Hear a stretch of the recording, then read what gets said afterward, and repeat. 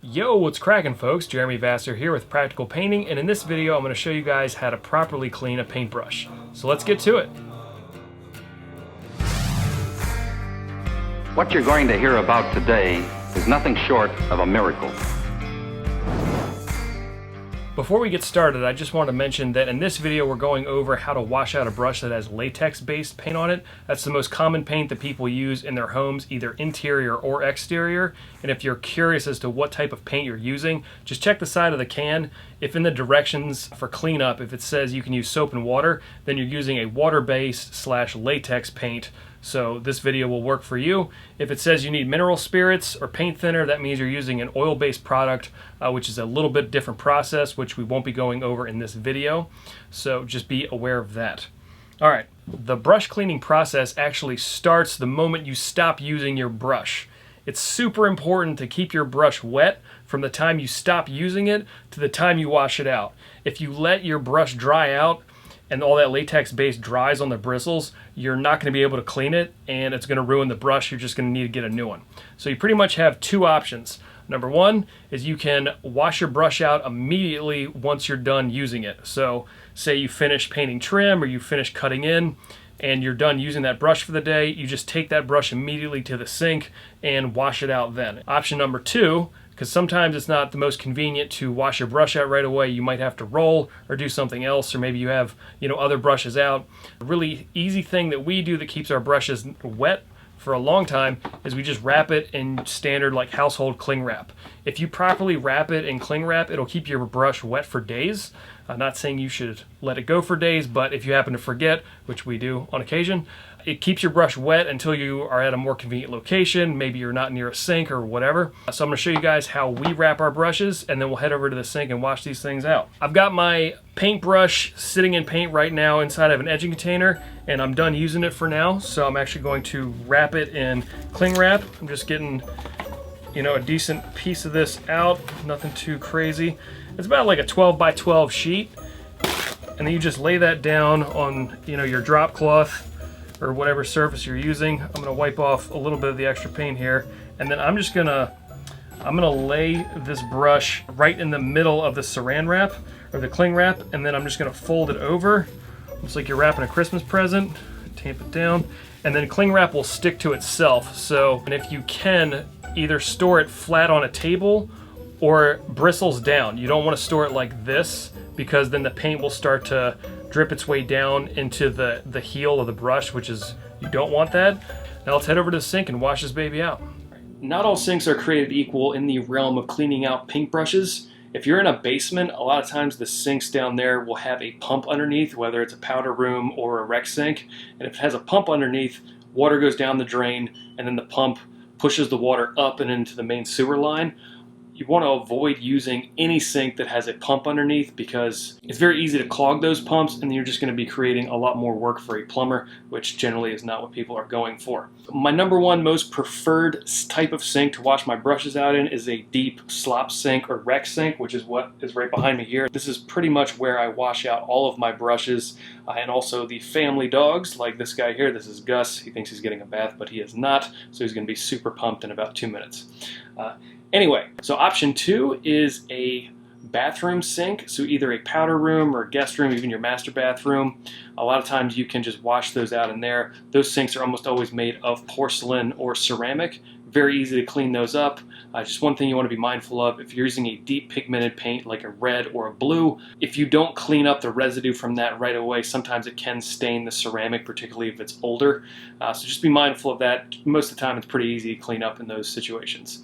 And your third option is your kitchen sink, which a lot of times the most common kitchen sinks are stainless steel. I don't like using kitchen sinks because it's very easy to get paint all over the side and the bottom, and they just tend to be a pain in the butt to clean out. If you are going to use a stainless steel kitchen sink, just make sure that you pull that rubber plug up out of the drain, because if you get paint on that and it dries, it's very difficult to get off. So yank that thing out and then you'll be good to go. Another one worth mentioning is using your exterior garden hose. Again, this is not an option that I like using. Those pipes freeze in the wintertime, so it's not an option if it's cold out. And then 2, I can't control the temperature of the water, and I like running my water as hot as I possibly can. All right, let's get to the fun part and actually wash out our brushes. I'm gonna pull Gus out of this sink and let him get on with his day. Come on, bud. Oh yeah, there you go. Go ahead. I got my brush here, and it's still covered in plastic, and this is actually a brush that I used on the job site the other day. And I'm just going to remove the plastic because we're getting ready to wash this thing out here. A lot of times, you know, in the perfect case scenario, guys will say that you want 2 finger widths of paint on the brush maximum. And a lot of times that's just not really practical as far as what's actually going to happen when you use a brush in real life. If you do any overhead work, like if you're painting a ceiling, which I did with this one, just naturally the paint's going to work its way, you know, down towards the heel of the brush, which is this metal part, and it's just the nature of the beast. So more than likely your brush is going to look something closer to this than just a little bit of paint at the top.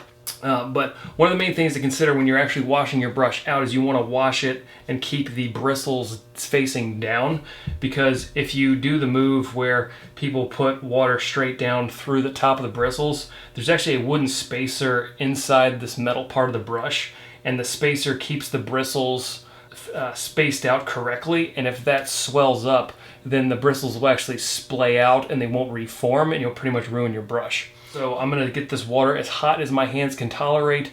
The warmer the water, the better. And you can use some dish soap if you really need to. I don't tend to do that because the hot water works just fine.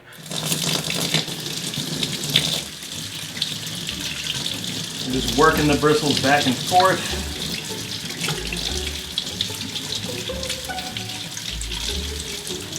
Getting all that paint off the heel there.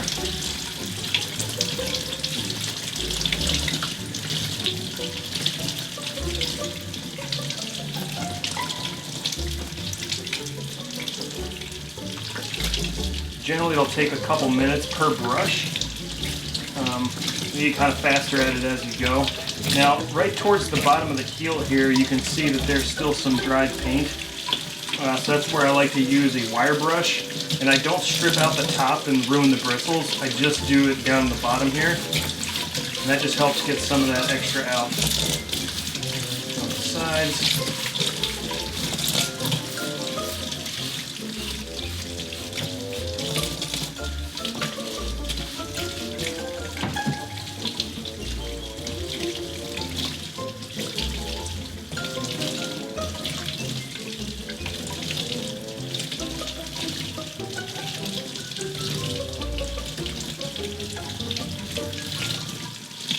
Pretty happy with that. The water coming out is pretty clear, so we don't have any more paint coming out. Alright, so now it's time to spin the brush, and that's why I like these deep sinks, because you can get the brush bristles down close to the bottom. And then I'm going to pretend like I'm trying to start a fire and just spin the brush back and forth in my hands.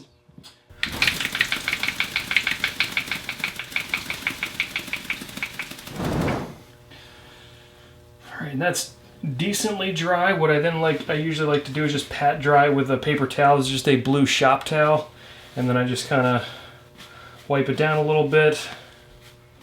Yeah, any good brush is going to come with one of these, and what that does is once this is pretty dry, I'm going to slip this in its cover, fold it over, and what that does is then it's going to reform the bristles so that I'm going to be able to cut clean lines with that, and it just reshapes the brush into its intended original shape. One of the things when you're done washing your brushes out, you want to make sure you're storing the brush bristles down as well, particularly when it's drying. There's still water inside of the bristles, so if you store it up like this, then the water is going to seep down into that wooden spacer, and you're still going to have that swelling issue. So just keep the brush either face down or bristles down, or you can also put it just flat on a surface like on a shelf or whatever. In the event that you don't have a deep enough sink to spin your brush in after you're done washing it, there are some alternatives. A lot of times we'll go outside and do what I'm about to show you guys. So first one is called the brush whip. Basically, you want to find a nice spot in the grass where you're not going to fleck paint on anything that you don't want to, and I'll show you guys how we do that right now. This is a highly complex task requiring engineers whose abilities cover many disciplines. That's pretty solid, looks pretty good.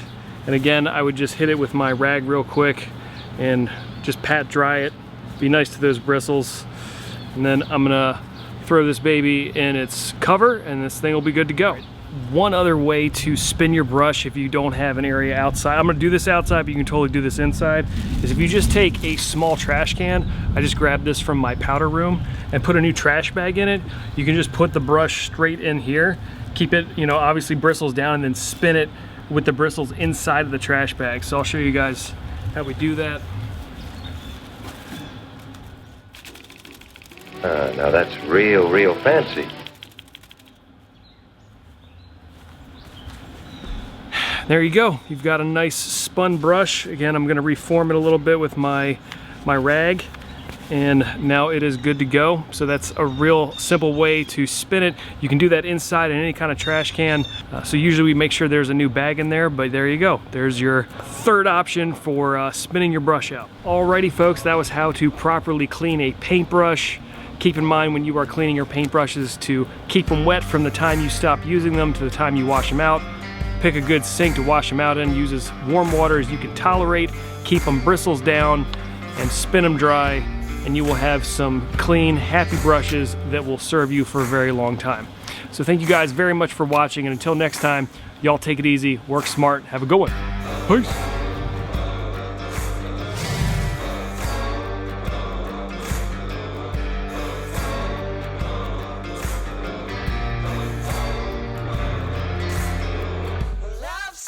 Fruits of my labor, what I have I built with my own hands. Amazing.